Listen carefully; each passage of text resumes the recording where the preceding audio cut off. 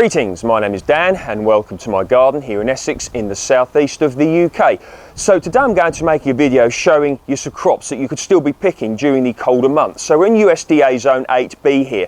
The coldest we got down to last winter was around -8 degrees C, which is about 18 degrees Fahrenheit. So plenty of cold resistant, frost resistant vegetables here. Going to have a look around. I'm going to give you some planting dates, etc., and hopefully you can learn from this video.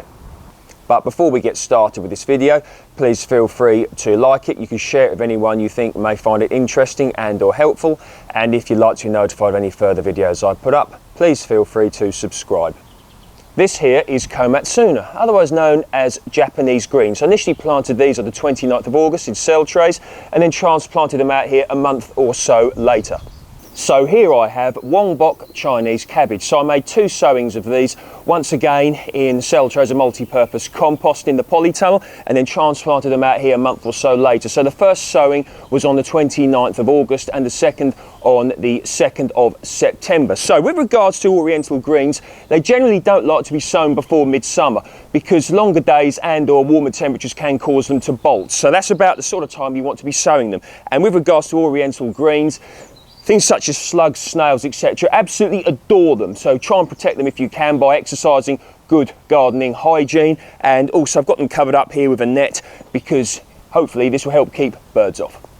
So here we have Pak Choi, same planting and planting out dates as the Wongbok Chinese cabbage. Very nice to eat indeed. So with regards to members of the Brassica family, of which Pak Choi is, and also the Chinese cabbage, of course, you really want to make sure you protect it from cabbage white butterflies by using, say, a tight knit netting, maybe even with hoops over it, something like that, because they really do adore to lay their eggs on these and you get the caterpillars and they really can decimate your crop. So make sure you protect them thoroughly.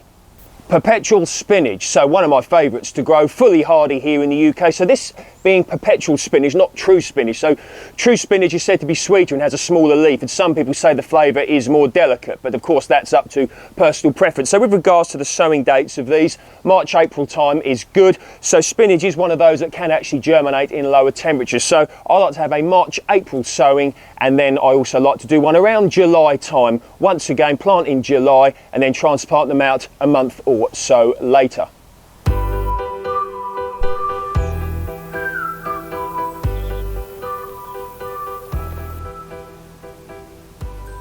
Chard. So chard, once again, one of my favourites to overwinter. This is variety Ford Hook Giant.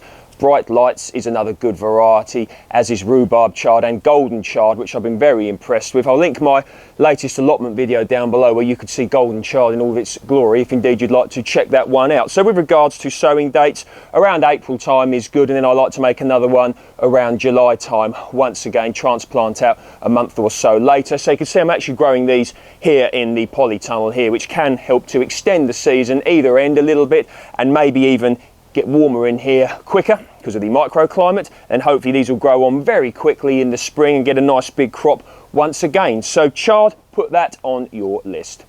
Spring cabbage. So I have 2 varieties here. I have Durham Early, which I sown on the 4th of July, and I also have Offanem 2 Flower of Spring, which I sown on the 14th of July. So these should be ready around April, May time. So you can see I'm growing them in the polytunnel. So once again, if we get a nice warm spring and the polytunnel warms up, could get these a little bit earlier. Now, one word of warning with regards to cabbage white butterflies. Now, I leave the door open on the polytunnel, and of course, the cabbage white butterflies can come in. So even if you are growing them in a polytunnel or greenhouse such as this, you've got to remember, so July time out here, August, there could still be cabbage white butterflies around, of which there were plenty this year. So make sure you protect them so they can't lay their eggs onto the leaves. And also another thing, slugs. So slugs absolutely adore these, and you need once again to practice good gardening hygiene and tidiness, etc. Don't leave unnecessary pots laying around because slugs, snails, etc. can live in the lips. Remove any bits that you see are decaying or whatever, get rid of them and put them in the compost bin. And of course you can go around, picking slugs off and chucking them away. So make sure you're just very vigilant because pests really can get to brassicas, etc., and things that you are overwintering in your greenhouse or polytunnel. Carrots. So these are variety Autumn King 2, which are straight sown on the 4th of July. So with regards to carrots, you can also eat the tops, and there is a local guinea pig that absolutely adores these, but don't feed these to your guinea pigs on my account. Do your own research. I'm not an expert with regards to guinea pig food, but anyway, that's one thing that really enjoys them. So with regards to many of these carrots, so they've not made a huge size, but of course nothing wrong with that really. With regards to putting that in a salad or putting it in, you know, stir fry or something like that, once again you can eat the tops as well. So really I should take these up and store them. You know, I could store them in a cold place, I could store them, you know, in the fridge, something like that, but not bad carrots really. So plant carrots on your list. Kale, so this is black Tuscan kale Nero di Toscana, which I initially planted on the 14th of July, transplanted it out into this pot a month or so later. Ideally I like to plant my kale around April, May time to give it a longer growing season, so loads of different varieties you can look for. Vate's Blue Curl Kale is one I've grown in the past, Westland Autumn and Red Russian, loads of them. Have a look about. Need to protect them from cabbage white butterflies, and kale is a great hardy crop to put on your list.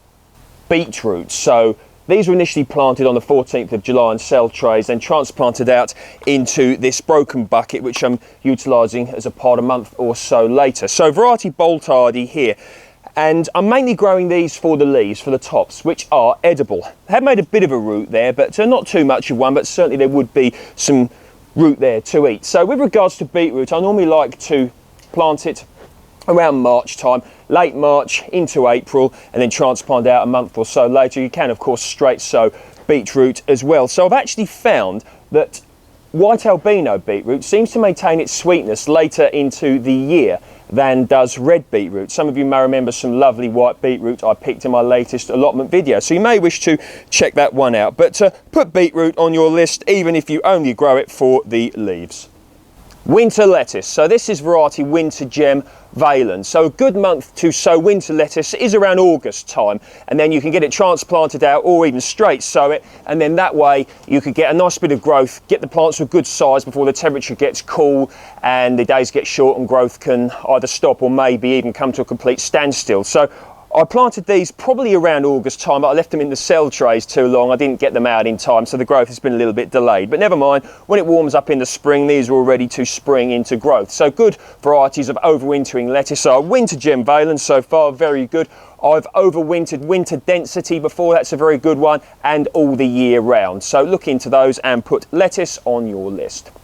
Brussels sprouts, so I generally like to plant Brussels sprouts around April time, then get them transplanted out a month or so later. So I haven't got any here I could show you, but some of you may have seen some down the allotment, variety Evesham Special or Eversham Special, not 100% sure how you say it. So Brussels sprouts, put those on your list. So there really are loads of different things you can look into. This is Bacana, Chinese salad cabbage, and once again, the slugs and snails absolutely love it, but as it's like a salad cabbage, you can actually eat this raw, and I've found that very nice indeed. Down here I have some Santor round leaf yellow Pak Choi, which I initially planted on the 29th of August, and it too is overwintering under this orange tree.